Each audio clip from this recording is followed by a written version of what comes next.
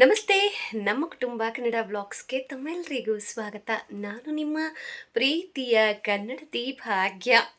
Friends, ಎಲ್ಲರೂ ಹೇಗಿದ್ದೀರಾ? Hope ಎಲ್ಲರೂ ಸೇಫಾಗಿ ಚೆನ್ನಾಗಿದ್ದೀರಾ ಅಂತ ಹೇಳಿ ಭಾವಿಸ್ತಾ ಇವತ್ತಿನ ವಿಡಿಯೋನ ಶುರು ಮಾಡ್ತಾ ಇದ್ದೀನಿ.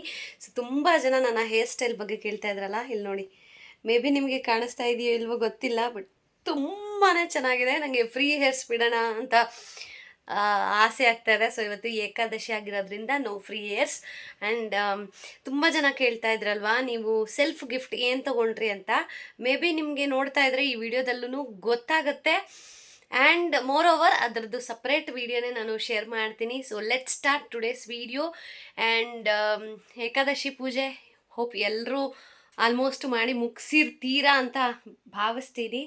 ಬಟ್ ನನ್ನ ವಿಡಿಯೋ ಬರೋ ಸ್ವಲ್ಪ ತಡ ಆಗುತ್ತೆ, ಹೋಪ್ ಅರ್ಥ ಮಾಡ್ಕೋತೀರಾ ಅಂತ. ಆ್ಯಂಡ್ ಬನ್ನಿ, ಹಾಗಿದ್ರೆ ಇವತ್ತಿನ Ekadashi video. And one more thing, ಯಾರೋ ಒಬ್ಬರು ನನಗೆ ಕಮೆಂಟ್ ಮಾಡಿದರು ದಟ್ ಭಕ್ತಿ ಅನ್ನೋದು ನೀವು ರಾಯರ ಮೇಲೆ ಇಟ್ಟಿರೋ ಭಕ್ತಿ ಸಮಥಿಂಗ್ ಹಾಗೆಲ್ಲನೂ.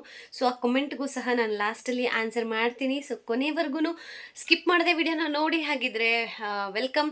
ಸೊ ಫಸ್ಟಿಗೆ ಬನ್ನಿ ಪೂಜೆಗೆಲ್ಲ ರೆಡಿ ಮಾಡಿಬಿಡೋಣ. ಸೊ ಅದಾದಮೇಲೆ ವ್ಲಾಗನ್ನು ಕಂಟಿನ್ಯೂ ಮಾಡ್ತೀನಿ. ಇಲ್ಲಿ ನೋಡಿ, ತುಪ್ಪದ ಬತ್ತಿ ರೆಡಿಯಾಗಿದೆ ಗೈಸ್. ತುಳಸಿ ಬಂಗಾರಕ್ಕಿಂತ ಹೆಚ್ಚಾಗ್ಬಿಟ್ಟಿದೆ ಗೈಸ್. ಎಲ್ಲೂ ಸಿಗೋದಿಲ್ಲ ತುಳಸಿ. ಸೊ ನಿನ್ನೆ ರಾತ್ರಿನೇ ತೊಗೊಂಬಂದು ಇಡೋಣ ಅಂದ್ರೂ ತುಳಸಿ ಬೇಗನೆ ಇದಾಗ್ಬಿಡತ್ತೆ. ಸೊ ಅವ್ರು ಎಷ್ಟು ದಿನ ತಂದಿರ್ತಾರೋ, ಎಲ್ಲೆಲ್ಲಿ ಹಾಕಿರ್ತಾರೋ ಅದೊಂದು ಭಯಕ್ಕೆ ಮನೆ ಹತ್ರ ತುಳಸಿ ಗಿಡ ಇಡೋಣ ಅಂತ ಅಂದ್ಕೊಂಡ್ರೂ ಆಗ್ತಾಯಿಲ್ಲ. ಯಾಕಂದರೆ ನಮಗೂ ತುಳಸಿ ಗಿಡಕ್ಕೂ ಹಾಗೆ ಬಂದಿಲ್ಲ. ಬಿಕಾಸ್ ನಾನು ಅಂತ ಅಲ್ಲ, ಸಂಧ್ಯಕ್ಕವರು ಸಹ ಮೊದಲಿಟ್ಟಿದ್ರು. ಅದು ಆಟೋಮೆಟಿಕಲಿ ಒಂಥರ ಸತ್ತೋಗೋ ಥರ ಆಗ್ಬಿಡೋದು, ಅಂದರೆ ಒಣಗೋಗೋದು, ಕಪ್ಪಾಗ್ಬಿಡ್ತಾ ಇತ್ತು. ಸೊ ಅದಾದಮೇಲೆ ನಾವು ದೇವರು ಅಂದರೆ ಪುರೋಹಿತರ ದೇವಸ್ಥಾನದಲ್ಲಿ ಹೋಗಿ ಕೇಳಿದಾಗ ಅವರು ಈ ಥರ ಆಗಿ ಬರೋದಿಲ್ಲಮ್ಮ ಕೆಲವೊಬ್ಬರಿಗೆ, ನೀವು ಇಡಬೇಡಿ ಅಂತ ಹೇಳಿದರು. ಅವತ್ತಿಂದ ನಾವು ತುಳಸಿ ಇಡಕ್ಕೆ ಹೋಗಿಲ್ಲ. ಬಟ್ ಈಗ ಅದೇ ತುಳಸಿ ಬಂಗಾರಕ್ಕಿಂತ ರೇಟ್ ಆಗಿಬಿಟ್ಟಿದೆ. ಆ್ಯಂಡ್ ಬಂಗಾರನಾದರೂ ಸಿಗುತ್ತೆ, ಆದರೆ ತುಳಸಿ ಸಿಗ್ತಾ ಇಲ್ಲ. ಇದಕ್ಕೆ ಕಾರಣ ನಮ್ಮ ಜನ ರಾಯರ ಮೇಲೆ ಇಟ್ಟಿರ್ತಕ್ಕಂತಹ ಭಕ್ತಿ ಪ್ರೀತಿ ಇದು ಅಂತ ನಾನು ಭಾವಿಸ್ತೀನಿ. ಬಟ್ ಕೆಲವೊಬ್ಬರು ಅದನ್ನು ಅವ್ರದ್ದೇ ರೀತಿಯಲ್ಲಿ ಬೇರೆ ಥರ ನನಗೆ ಕನ್ವೆ ಮಾಡೋಕ್ಕೆ ಬರ್ತಾ ಇದ್ದಾರೆ. ಸೊ ಏನು ಎತ್ತ ತಿಳಿಸ್ಕೊಡ್ತೀನಿ. ಸೊ ಫಸ್ಟಿಗೆ ನಾವು ತುಳಸಿಯಲ್ಲಿ ಅಲಂಕಾರ ಮಾಡಿಬಿಡೋಣ. ಸೊ ನೀಟಾಗಿ ತೊಳ್ಕೊಂಡು ಫಸ್ಟಿಗೆ ಒಂದು 2 ಎಲೆನ ನೀರಿಗೆ, ತುಳಸಿ ನೀರು ಆಗಬೇಕು. ಯಾಕಂತಂದರೆ ಇವತ್ತು ಏಕಾದಶಿ ಅಲ್ವಾ, ಸೊ ಉಪವಾಸ ಅಲ್ವಾ ರಾಯರು, ಅದಕ್ಕೇ ನಾವು ಹೂವು ಏನೂ ಇಡೋ ಹಾಗಿಲ್ಲ. ತುಳಸಿನೇ ತುಂಬಾ ಮುಖ್ಯ ಇವತ್ತಿನ ದಿನಕ್ಕೆ. ನೀವು ರಾಯರ ಮಠದಲ್ಲಿ ನೋಡಿದ್ರೂ ಇವತ್ತು ವಿಶೇಷವಾಗಿ ತುಳಸಿಯ ಅಲಂಕಾರದಲ್ಲಿ ಪೂಜೆ ನಡೀತಾ ಇರುತ್ತೆ ಅಲ್ವಾ. ಸೊ ಅದೇ ಥರನೇ ಇವತ್ತು ವಿಶೇಷ, ತುಳಸಿ ಇಟ್ಟು ಪೂಜೆ ಮಾಡೋದೇ ಒಂಥರ ವಿಶೇಷ. ಸೊ ಇಷ್ಟಾದರೂ ತುಳಸಿ ಸಿಕ್ತಲ್ಲ, ಅದು ನಮ್ಮ ಪುಣ್ಯ ಗೈಸ್, ನಿಜವಾಗ್ಲೂ. ಮತ್ತು ಅದಕ್ಕೂ ಕಮೆಂಟ್ ಮಾಡ್ತಾರೆ, ಮಾಡಲಿ ಎಲ್ಲನೂ ಆಗೋದು ಒಳ್ಳೆಯದಕ್ಕೆ ಅಂತ. ಮಾಡಲಿ, ನಾನು ಅವ್ರಿಗೆಲ್ಲ ಆನ್ಸರ್ ಕೊಡ್ತೀನಿ.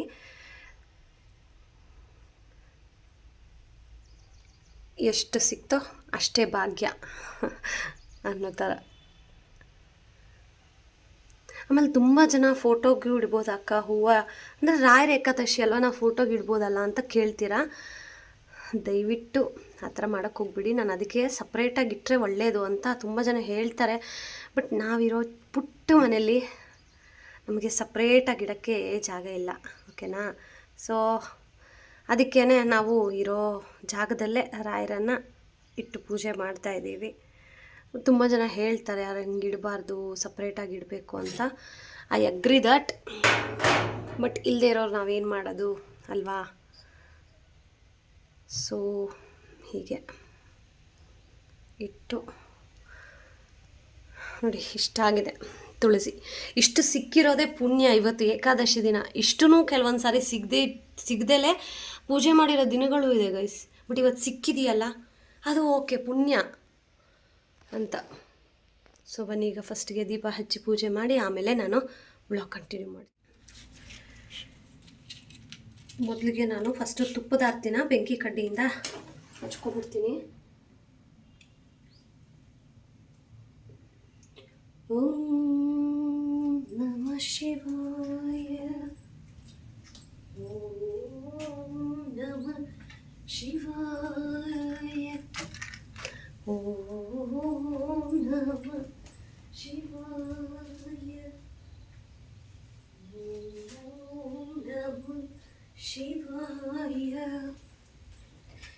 ಓಂ ನಮಃ ಶಿವಾಯ. ಓಂ ನಮಃ ಶಿವಾಯ. ತುಂಬ ಜನ ಕೇಳ್ತಾ ಇರ್ತೀರಾ, ಯಾವ ಶ್ಲೋಕನೂ ಬರಲ್ವಲ್ಲ, ನಾವೇನು ಮಾಡೋದು ಅಂತ. ದೀಪ ಹಚ್ಚಬೇಕಾದ್ರೆ ಓಂ ನಮಃ ಶಿವಾಯ ಓಂ ನಮಃ ಶಿವಾಯ ಅಂತ ಜಪ ಮಾಡಿ ಸಾಕು. ಅದನ್ನೂ ಒಂದು ರೀತಿ ಶ್ಲೋಕ ಓದ್ದಷ್ಟೇ ಪುಣ್ಯ ಸಿಗುತ್ತೆ. ಸೊ ಈಗ ಆರತಿ ಮಾಡೋಣ. ಪೂಜ್ಯಾಯ ರಾಘವೇಂದ್ರಾಯ ಸತ್ಯಧರ್ಮರತಾಯ ಚ ಭಜತಾಂ ಕಲ್ಪವೃಕ್ಷಾಯ ನಮತಾಂ ಕಾಮಧೇನವೇ. ಪೂಜ್ಯಾಯ ರಾಘವೇಂದ್ರಾಯ ಸತ್ಯಧರ್ಮರತಾಯ ಚ ಭಜತಾಂ ಕಲ್ಪವೃಕ್ಷಾಯ ನಮತಾಂ ಕಾಮಧೇನವೇ. ಕೃಷ್ಣಾಯ ವಾಸುದೇವಾಯ ಅರಹೇ ಪರಮಾತ್ಮನೇ ಪ್ರಣತಃ ಕ್ಲೇಶನಾಶಾಯ ಗೋವಿಂದಾಯ ನಮೋ ನಮಃ. ಕೃಷ್ಣಾಯ ವಾಸುದೇವಾಯ ಅರಹೇ ಪರಮಾತ್ಮನೇ ಪ್ರಣತಃ ಕ್ಲೇಶನಾಶಾಯ ಗೋವಿಂದಾಯ ನಮೋ ನಮಃ. ಓಂ ಶ್ರೀ ಗುರು ರಾಘವೇಂದ್ರಾಯ ನಮಃ. ಓಂ ಶ್ರೀ ಗುರು ರಾಘವೇಂದ್ರಾಯ ನಮಃ. ಓಂ ಶ್ರೀ ಗುರು ರಾಘವೇಂದ್ರಾಯ ನಮಃ. ಓಂ ಶ್ರೀ ಗುರು ರಾಘವೇಂದ್ರಾಯ ನಮಃ. ಓಂ ಶ್ರೀ ಗುರು ರಾಘವೇಂದ್ರಾಯ ನಮಃ. ಓಂ ಶ್ರೀ ಗುರು ರಾಘವೇಂದ್ರಾಯ ನಮಃ. ವಾರವಂತಮ್ಮ ಗುರುವಾರವಂತಮ್ಮ ರಾಯರ ನೆನೆಯಮ್ಮ ಗುರು ರಾಯರ ನೆನೆಯಮ್ಮ. ಸ್ವಾಮಿ ನನ್ನಪ್ಪ, ಒಂದೇ ಒಂದು ಸಾರಿ ನಮ್ಮನ್ನು ನಿಮ್ಮ ಕಣ್ದೃಷ್ಟಿಯಿಂದ ನಮ್ಮನ್ನು ಒಂದೇ ಒಂದು ನೋಟ ಬೀರಿ ತಂದೆ. ನಮ್ಮ ಸಂಸಾರದ ಮೇಲೆ, ನಮ್ಮ ಮೇಲೆ ಯಾರದೇ ಕೆಟ್ಟ ದೃಷ್ಟಿ ಬೀಳದೇ ಇರಲಿ. ಸದಾ ನಮ್ಮ ಜನ ನಿಮ್ಮ ಆರಾಧನೆ ಮಾಡೋ ಹಾಗಾಗಲಿ. ಯಾರ ಮನೆಯಲ್ಲಿ ಕಷ್ಟ, ನೋವು, ದುಃಖ ಇದೆಯೋ ಅವರ ಮನೆಗೆ ನೀವು ಕರೀದೇ ಇದ್ದರೂ ಹೋಗಿ ಅವರ ಕಷ್ಟಗಳನ್ನು ದೂರ ಮಾಡಿ ತಂದೆ. ಒಂದು ಸಾರಿ ನಿಮ್ಮ ಕಣ್ಣೋಟ ದೃಷ್ಟಿ ಅವರ ಮೇಲೆ ಹಾಕಿ. ಪಾಪ ಅಲ್ವಾ, ಯಾರಿದ್ದಾರೆ ಅವ್ರಿಗೆ ತಾನೇ. ನೀವೇ ಎಲ್ಲ, ನೀವೇ ನಮಗೆ ಪ್ರಪಂಚ. ನಿಮ್ಮ ಆಶೀರ್ವಾದ ಇಲ್ಲದೆ ಒಂದು ಹುಲ್ಕಡ್ಡಿನೂ ಅಲುಗಾಡೋದಿಲ್ಲ ಅಂತ ಹೇಳ್ತಾರೆ. ಹಾಗೆಯೇ ನಿಮ್ಮ ಒಂದೇ ಒಂದು ಕರುಣಾದೃಷ್ಟಿ ನಮ್ಮ ಮೇಲೆ ಬೀರಲಿ ರಾಯರೇ. ನಿಮ್ಮ ಆಶೀರ್ವಾದ ಸದಾ ನಮ್ಮ ಮೇಲೆ ಹೀಗೆ ಇರಲಿ, ಹೀಗೆ ಕಾಯ್ತಾ ಇರಿ. ಈಗ ಹೇಗೆ ನೀವು ನಮಗೆ ಮುಂದೆ ನಿಂತು ದಾರಿ ತೋರಿಸ್ತಾ ಇದ್ದೀರೋ ಅದೇ ರೀತಿ ಇನ್ನು ಮುಂದೇನೂ ಸದಾ ನಮ್ಮ ಜೊತೆ ಇರಬೇಕು. ನಾವು ಒಳ್ಳೆ ದಾರಿಗೆ ನಡೆಯೋ ಥರ ಮಾರ್ಗದರ್ಶನ ನೀವು ಕೊಡಬೇಕು. ಓಂ ಶ್ರೀ ರಾಘವೇಂದ್ರಾಯ ನಮಃ. ನೋಡಿ ಯಾವ ರೀತಿ ಪೂಜೆ ಮಾಡಿದ್ದೀನಿ ಅಂತ ಹೇಳಿ. ಸೊ ಇದರಲ್ಲಿ ನಾನು ದುಡ್ಡನ್ನು ಹಾಕಿಡೋಣ ಅಂತ ದೇವ್ರ ಮನೇಲಿ ಇಟ್ಟಿದ್ದೀನಿ.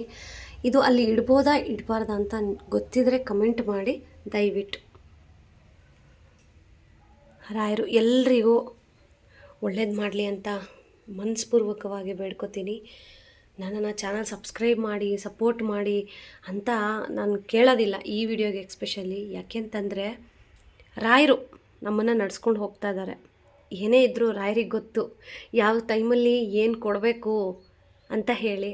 ಸೊ ನಾವು ಅಂದ್ಕೊಂಡಿದ್ದ ತಕ್ಷಣ ಎಲ್ಲ ಆಗೋ ಹಾಗಿದ್ದರೆ ಮನುಷ್ಯರು ಅಂತ ಅನ್ನೋದೇ ಇಲ್ಲ, ದೇವರಾಗ್ಬಿಡ್ತೀವಿ ಅಲ್ವಾ. ಸೊ ಎಲ್ಲ ರಾಯರಿಗೆ ಬಿಟ್ಟಿದ್ದೀನಿ. ಆ್ಯಂಡ್ ಇವಾಗ ಒಂದು ವಿಚಾರದ ಬಗ್ಗೆ ನಿಮ್ಮ ಜೊತೆ ನಾನು ಹಂಚ್ಕೋಬೇಕು. ಸೊ ಬನ್ನಿ.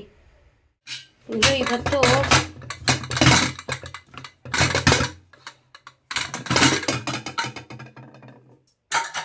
ನಮ್ಮ ಹಸ್ಬೆಂಡು ಆಫೀಸ್ಗೆ ಹೋದ್ರು ಗೈಸ್. ಇವತ್ತು ಮೀಟಿಂಗ್ ಇದೆ ಅಂತ ಹೇಳಿ, ಸರಿ ಏಕಾದಶಿ ಅಲ್ವಾ, ಸ್ವಲ್ಪ ಲೈಟಾಗಿ ಏನಾದರೂ ಮಾಡ್ಕೊಳ್ಳೋಣ ಅಂತ ಹೇಳಿ ಪೊಂಗಲ್ ಮಾಡಿದ್ದೆ. ನನ್ನ ಮಗನಿಗಿಷ್ಟ ಪೊಂಗಲ್ ಅಂತಂದರೆ. ಸೊ ನಾನು ಅನ್ಕೋತೀನಿ ಉಪವಾಸ ಇದ್ದು ಏಕಾದಶಿ ಮಾಡೋಣ ಅಂತ. ಆದರೆ ನನ್ನ ಆರೋಗ್ಯ ನನಗೆ ಸಹಕರಿಸ್ತಾ ಇಲ್ಲ. ನಾನು ಗುರೂಜಿ ಹತ್ರನೂ ಕೇಳಿದೆ ಗೈಸ್, ಗುರೂಜಿ ಥರ ಉಪವಾಸ ಮಾಡಬೇಕಲ್ವಾ ಹೇಗೆ ಅಂತ. ಅದಕ್ಕೆ ಅವ್ರು ಒಂದೇ ಮಾತು, ದೇವರನ್ನ ಕಿಚನ್ ಲೆವೆಲ್ವರೆಗೂ ತಗೊಂಡು ಹೋಗ್ಬೇಡಿ ತಾಯಿ. ನಿಮ್ಮ ಕೈಲಿ ಆಗುತ್ತಾ ಮಾಡಿ, ಆಗಿಲ್ಲ ಅಂತಂದರೆ ಬೇಜಾರು ಪಟ್ಕೋಬೇಡಿ. ಆರೋಗ್ಯ ಸರಿ ಹೋದ್ಮೇಲೆ ಆರಾಮಾಗಿ ಮಾಡ್ಕೊಳ್ಳಿ, ತೊಂದರೆ ಇಲ್ಲ ಅಂತ. ಏನು ಮಾಡೋದು, ಗ್ಯಾಸ್ಟ್ರಿಕ್ಕು ಪ್ರಾಬ್ಲಮ್ಗಳು ಗೊತ್ತಲ್ವಾ ಹೆಣ್ಮಕ್ಳಿಗೆ. 30+ ಆಯಿತು ಅಂತಂದರೆ ಸಾಕು, ಒಂದಲ್ಲ ಒಂದು ಸಮಸ್ಯೆ, ಒಂದಲ್ಲ ಒಂದು ಪ್ರಾಬ್ಲಮ್ಗಳು. ಸೊ ಅದೇ ಥರನೇ, ಏನು ಮಾಡೋಕ್ಕೂ ಆಗೋದಿಲ್ಲ ಅಲ್ವಾ. Welcome back guys. ನಾನಾಗಲೇ ಹೇಳ್ತಾ ಇದ್ದೆ, ಇವತ್ತು ರಾಯರ ಪೂಜೆ ದಿನವೇ ನಾನು ಈ ಟಾಪಿಕ್ ಬಗ್ಗೆನೂ ಮಾತಾಡಬೇಕು ಅಂತ ಹೇಳಿ. ಸೊ ಅವರು ಏನಂತ ಕಮೆಂಟ್ ಮಾಡಿದ್ರು ಅಂತ ಹೇಳಿನೂ ಸಹ ನಾನು ಶೇರ್ ಮಾಡ್ತೀನಿ. ಆ್ಯಂಡ್ ಇವತ್ತು ಏಕಾದಶಿ ಆಗಿರೋದ್ರಿಂದ ಈಗ ತಾನೇ ಪೂಜೆ ಆಯಿತು. ಸೊ ಇವತ್ತೇ ಇದ್ರ ಬಗ್ಗೆ ಮಾತಾಡಿದ್ರೆ ಒಳ್ಳೆಯದು ಅಂತ ಹೇಳಿ ನನಗೂ ಅನ್ನಿಸ್ತು. ಸೊ ಅದಕ್ಕೇ ಇವತ್ತೇ ಇದಕ್ಕೆ ಒಂದೊಳ್ಳೆ ಫುಲ್ ಸ್ಟಾಪ್ ಇಡೋಣ ಅಂತ ಹೇಳಿ. ಸೊ ಏನಪ್ಪ ಅಂತಂದರೆ,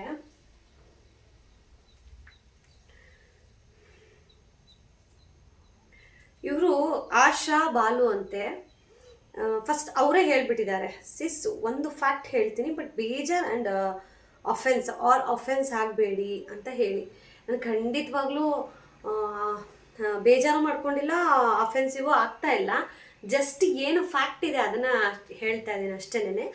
ನಿಮ್ಮ ಪರ್ಸ್ಪೆಕ್ಟಿವ್ ಅದು, ನಿಮ್ಮ ಭಕ್ತಿ ರಾಯರ ಕಡೆ, ಬಟ್ ಆ ಮೂರ್ತಿ ಇದೆ ಅಲ್ವಾ, ಅದು UV ಲೈಟ್ ಎಮಿಟ್ ಆಗ್ತಿರಬಹುದು ಅಂತ.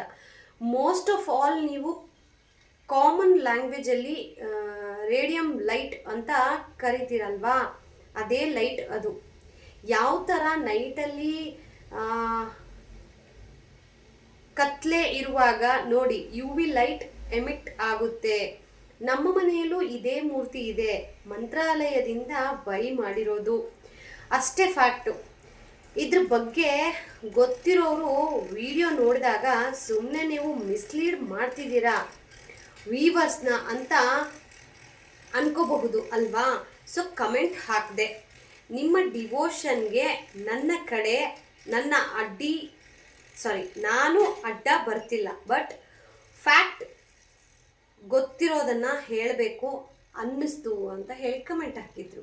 ಓಕೆ, ನಾನು ಈ ಥರ ಒಂದು ಕಮೆಂಟ್ ಬರಲಿ ಅಂತ ಕಾಯ್ತಾ ಇದ್ದೆ. ಯಾಕೆ ಗೊತ್ತಾ, ಎಲ್ಲಿ ರಾಯರ ಭಕ್ತರು ಅಂತ ಅಂದರೆ ನಮ್ಮ ಜನ ಮುಗಿಬಿದ್ದು ಹೋಗೋದು ಜಾಸ್ತಿ. ಈಗ ನೀವೇ ನೋಡ್ತಾ ಇದ್ದೀರಾ, ಸೋಷಿಯಲ್ ಮೀಡಿಯಾ ತೆಗೆದ್ರೆ ರಾಯರ ಭಕ್ತರು ಹೆಂಗೆ ಅವ್ರು ಮಿಸ್ಲೀಡ್ ಮಾಡ್ತಾ ಇದ್ದಾರೆ. ಫುಲ್ಲು ಅಲಂಕಾರ ಮಾಡಿ ಅಟ್ರಾಕ್ಟಿವ್ ಆಗಿ ವರ ಕೇಳ್ತಾ ಇದ್ದೀವಿ, ನಿಮಗೆಲ್ಲ ಒಳ್ಳೇದಾಗುತ್ತೆ ಅಂತ. ಈಗ ಮಾಡಿರೋ ಕಮೆಂಟು, ಯಾಕೆ ನೀವು ಅಲ್ಲಿಗೆ ಹೋಗಿ ಯಾಕೆ ಕಮೆಂಟ್ ಹಾಕಲ್ಲ, ಅವ್ರನ್ನ ಯಾಕೆ ಕೇಳಲ್ಲ? ಬಿಕಾಸ್ ನೀವು ಅವ್ರು ಹೇಳಿದ್ದಕ್ಕೆ ಮರಳಾದ್ರಿ. ಆದರೆ ಇದು ಕಾಮನ್ ಸೈನ್ಸ್, ಇದು ಎಲ್ರಿಗೂ ಗೊತ್ತಾಗತ್ತೆ ಆಯಿತಾ. ಅಲ್ಲಿ ಗ್ರೀನ್ ಲೈಟ್ ಕಾಣಿಸ್ತು, ಯಾಕದು ಯಾವಾಗೂ ಕಾಣಿಸೋದಿಲ್ಲ, ಅದು ಬೆಳಗ್ಗೆ. ನಾನು ಪೂಜೆ ಮಾಡಿರೋದು ಬೆಳಗ್ಗೆ ಅಲ್ವಾ, ನೈಟಲ್ಲಿ ಮಾತ್ರ ಕಾಣಿಸ್ಬೇಕು. ಬೆಳಗ್ಗೆ ಹೆಂಗೆ ಗ್ರೀನ್ ಲೈಟ್ ಬರುತ್ತೆ? ನೀವು ಹೇಳಿದಾಗೆ UV ಲೈಟ್ಸ್, ಓಕೆ, ಅದನ್ನು ಆಯಿತಾ, ನಾನು ಅರ್ಥ ಮಾಡ್ಕೋತೀನಿ. ನಾನು ಇದಕ್ಕೆ ಅಫೆನ್ಸ್ ಆಗ್ತಾ ಇಲ್ಲ, ನಿಮಗೆ ಆನ್ಸರ್ ಮಾಡ್ತಾ ಇದ್ದೀನಿ. ನೀವು ಲಾಸ್ಟ್ ಟೈಮು ನನಗೊಂದು ವಿಡಿಯೋಗೆ ಕಮೆಂಟ್ ಹಾಕಿದ್ರಿ. ಯಾವ ವಿಡಿಯೋಗೆ? ಚಿಕ್ಕ ಯೂಟ್ಯೂಬರ್ ಅನ್ನೋ ವಿಡಿಯೋಗೆ ನೀವು ಕಮೆಂಟ್ ಹಾಕಿದ್ರಿ. ಓ ಮೈ ಗಾಡ್, ನಿಮ್ಮ ಚಾನಲಲ್ಲಿ 30K+ ವ್ಯೂಸ್ ಬಂದಿದೆ, ಆಮೇಲೆ ಕಮೆಂಟ್ ಸೆನ್ಸಸ್ ಅಷ್ಟೊಂದಿದೆ. ನಾನು ಫಸ್ಟ್ ಟೈಮ್ ನಿಮ್ಮ ಚಾನಲಲ್ಲಿ ಈ ಥರ ನೋಡಿರೋದು. ಅವ್ರ ಜಗಳ ಏನೋ ಗೊತ್ತಿಲ್ಲ, ನಿಮಗೆ ವ್ಯೂಸ್ ಚೆನ್ನಾಗಾಯಿತು ಅಂತ ಹೇಳಿ. ಇದನ್ನು ನಾನು ಮತ್ತೆ ರಿಪೀಟ್ ಮಾಡೋಕ್ಕೆ ಇಷ್ಟ ಇರಲಿಲ್ಲ, ಬಟ್ ಆನ್ಸರ್ ಮಾಡಬೇಕಿತ್ತು. ಇವರು 2 ಮೆಸೇಜ್ ನನಗೆ ಮಾಡಿರೋದು ನನ್ನ ಚಾನಲಲ್ಲಿ. ಆ್ಯಂಡ್ ಇವರು ನನ್ನ ಚಾನಲ್ ಸಬ್ಸ್ಕ್ರೈಬು ಆಗಲಿಲ್ಲ. ಬಿಕಾಸ್ ಇದರಲ್ಲಿ ಗೊತ್ತಾಗುತ್ತೆ, ನೀವು ಸಬ್ಸ್ಕ್ರೈಬ್ ಆಗಿ ನನಗೆ ಹೇಳಿದಿದ್ರೆ ಪ್ರಾಬಬ್ಲಿ ನಾನು ಅರ್ಥ ಮಾಡ್ಕೊತಾ ಇದ್ದೆ. ಓಕೆನಾ, ಸಬ್ಸ್ಕ್ರೈಬ್ ಆಗಿದ್ರೆ ನಮ್ಮ ಸಬ್ಸ್ಕ್ರೈಬರಪ್ಪ ಆಯಿತು ಅಂತ. ಬಟ್ ನೀವು ಸಬ್ಸ್ಕ್ರೈಬ್ ಆಗಲಿಲ್ಲ ನನಗೆ. ಓಕೆ, ನೀವು ಹೇಳಿರೋದು UV ಲೈಟ್ ಎಫೆಕ್ಟಿವ್ ಆಗ್ತಾ ಇದೆ ಅಂತ. ಓಕೆನಾ, ನಮ್ಮ ಮನೇಲಿ 24x7 ಅಂದರೆ ರಾತ್ರಿ ಈಗ ಕತ್ಲಾಗೋದು ಸಹ 7 ಗಂಟೆಗೆ. ನೀವು ಅಬ್ಸರ್ವ್ ಮಾಡಿದರೆ ಓಕೆ, 7 o'clock ಮೇಲೆ ನಾನು ವಿಡಿಯೋ ಮಾಡಿಲ್ಲ. ಈ ಥರ ಮಾರ್ನಿಂಗ್ ನಾನು ವಿಡಿಯೋ ಮಾಡಿ ತೋರಿಸಿರೋದು. ಮಾರ್ನಿಂಗಲ್ಲಿ ಯಾವ UV ಲೈಟ್ ಬರುತ್ತೆ ಅಲ್ವಾ. ರಾಯರ ಭಕ್ತರಿಗೆ ಅವ್ರದ್ದೇ ಆದಂತಹ ಒಂದು ಕನೆಕ್ಷನ್ ಇದೆ ರಾಯರ ಜೊತೆಗೆ. ಅದನ್ನು ನಿಮಗೆ ಪ್ರೂವ್ ಮಾಡಬೇಕು ಅನ್ನೋದು ಅಲ್ವೇ ಅಲ್ಲ. ನಾನು ಆ ವಿಡಿಯೋದಲ್ಲಿ ಕೇಳಿದ್ದೇನು ಗೊತ್ತಾ, ಇಷ್ಟು ಜನ ನನ್ನ ವಿಡಿಯೋ ನೋಡ್ತಾ ಇದ್ದಾರಾ, ಇಷ್ಟು ಜನರಲ್ಲಿ ಯಾರಿಗೂ ಅದು ಕಾಣಿಸಿಲ್ವಾ ಅಂತ ನಾನು ಕ್ವಶನ್ ಕೇಳಿದ್ರೆ, ರಾಯರ ಭಕ್ತರು ಯಾರೂ ಇಲ್ವಾ, ಯಾರಿಗೂ ಕಾಣಿಸಿಲ್ವಾ ಅಂತ. ಅದನ್ನು ನೀವು ಅಫೆನ್ಸಿವ್ ಆಗಿ ತೊಗೊಂಡು, ನನಗೆ ಗೊತ್ತು ನಮ್ಮನೇಲೂ ಇದೆ ವಿಗ್ರಹ ಅಂತ, ಅಂತ ಹೇಳಿದ್ರಲ್ವ. ಮೇ ಬಿ ನೀವು ರಾಯರ ಭಕ್ತರೇ ಆಗಿರ್ತೀರಾ. ರಾಯರ ಭಕ್ತರಾಗಿ ಇನ್ನೊಬ್ಬರಿಗೆ ನೀವು ಈ ಥರ ಕಮೆಂಟ್ ಮಾಡ್ತೀರಾ ಅಂತಂದರೆ ಮೇ ಬಿ ನೀವು ಅಫೆನ್ಸ್ ಆಗಿರ್ತೀರಾ. ಸೊ ನಾನು ಮಿಸ್ಲೀಡ್ ಮಾಡ್ತಾ ಇಲ್ಲ ನಮ್ಮ ವ್ಯೂವರ್ನ. ನಾನು ಇನ್ನೂ ನಿಮಗೆಲ್ಲ ಮೋಟಿವೇಟ್ ಮಾಡ್ತಾ ಇದ್ದೀನಿ ದಟ್ ಜೀವನದಲ್ಲಿ ಏನೇ ಆಗಲಿ ರಾಯರ ಹತ್ರ ಕೂತು 2 ನಿಮಿಷ ಮಾತಾಡಿದರೆ ಮನಸ್ಸಿಗೆ ಎಷ್ಟೇ ನೋವಿರಲಿ, ಯಾರು ಏನೇ ಅಂದಿರಲಿ, ನಮಗದು ನಿಜವಾಗ್ಲೂ ಹರ್ಟ್ ಆಗಲ್ಲ. ಯಾಕಂತಂದರೆ ನನ್ನಪ್ಪ ರಾಯರ ಹತ್ರ ಪಾದಕ್ಕೆ ಹಾಕ್ಬಿಡ್ತೀವಿ ಅಂತ ಹೇಳಿ. ಹಾಗಂತ ಬೇರೆ ದೇವರಿಲ್ವಾ? ಖಂಡಿತವಾಗ್ಲೂ ಎಲ್ಲ ನಮ್ಮನೇಲಿ ಎಲ್ಲ ದೇವರು ಇದ್ದಾರೆ, ನೀವು ನೋಡಿದ್ರೆ. ಸೊ ಕಮೆಂಟ್ ಮಾಡಿದ್ದು ಖುಷಿನೇ ಆಯಿತು. ಬಟ್ ಈ ಕಮೆಂಟನ್ನು ಈ ವರ ಕೇಳೋರು, ಪೂಜೆ ಮಾಡೋರೆಲ್ಲ ಇದ್ದಾರಲ್ಲ, ಅವ್ರಿಗೋಗಿ ಹಾಕಿ ನೋಡೋಣ. ಅವ್ರಿಗೋಗಿ ಹಾಕಿ ಆಮೇಲೆ ನನಗೆ ಹೇಳಿ. ಯಾಕಂತಂದರೆ ಈಗ ಅವರೆಲ್ಲ ಲಕ್ಷಗಟ್ಟಲೆ ದುಡಿತಾ ಇದ್ದಾರೆ ಗೈಸ್, ಲಕ್ಷಗಟ್ಟಲೆ ದುಡಿತಾ ಇದ್ದಾರೆ ರಾಯರ ಹೆಸರು ಹೇಳಿ. ಇವಾಗ ನಾನು ಅನ್ಬೋದಲ್ವಾ, ಅವ್ರು ರಾಯರ ಹೆಸರು ಹೇಳಿ ದುಡಿತಾ ಇದ್ದಾರೆ ಅಂತ. ಯಾವತ್ತಾದರೂ ನಾನು ರಾಯರ ಹೆಸರಲ್ಲಿ ನಿಮಗೋಸ್ಕರ ಹೂವು ಕೇಳ್ತೀನಿ, ಇನ್ನೊಂದು ಕೇಳ್ತೀನಿ ಅಂತ ಒಬ್ಬರ ಹತ್ರ ನಾನು ಸಿಂಗಲ್ ರೂಪಿ ನಾನು ತೊಗೊಂಡಿಲ್ಲ. ನನಗೆ ಬೇಕಾಗೂ ಇಲ್ಲ. ನನ್ನ ಕಷ್ಟಾರ್ಜಿತ, ನಾನು ಕಷ್ಟಪಡಬೇಕು, ನಾನು ದುಡಿಬೇಕು, ನನ್ನ ಕೈಲಾದರೆ ಒಂದಷ್ಟು ಜನಕ್ಕೆ ಊಟ ಹಾಕಬೇಕು. ಇದು ನನ್ನ ಥಿಯರಿ. ಓಕೆ, ಯಾರಿಗೊಬ್ರಿಗೋಸ್ಕರನೋ ನಾನು ಕೇಳ್ತೀನಿ ನಿಮಗೆಲ್ಲ ಒಳ್ಳೇದಾಗಿ, ಇನ್ನು ನಾನೇ ಬೈದಿದ್ದೀನಿ, ಅಕ್ಕ ನನಗೋಸ್ಕರನೂ ಕೇಳಿ ಅಕ್ಕ ಅಂತ ಅಂದವರಿಗೆ ನಾನು ಅವ್ರಿಗೆ ಬೈದಿದ್ದೀನಿ. ನಾನು ಕೇಳೋದಕ್ಕಿಂತ ನೀವೇ ರಾಯರ ಒಂದು ಫೋಟೋ, ಚಿಕ್ಕದು ಒಂದು 100 ರೂಪಾಯಿ ಫೋಟೋ ಆಯಿತಾ, ತಗೊಂಡು ಬನ್ನಿ, ತಗೊಂಬಂದು ಮನೇಲಿಟ್ಟು ಪೂಜೆ ಮಾಡಿ, ಆವಾಗ ನೀವೇ ಹೇಳಿ ರಾಯರ ಹತ್ರ. ಇಲ್ಲಿ ಯಾವುದೇ ಮೀಡಿಯೇಟರ್ ಅವಶ್ಯಕತೆ ಇಲ್ಲ. ದೇವ್ರಿಗೂ ನಿಮಗೂ ಮಧ್ಯೆ ಯಾವುದೇ ಥರದ ಮೀಡಿಯೇಟರ್ಗಳ ಅವಶ್ಯಕತೆ ನಿಮಗಿಲ್ಲ.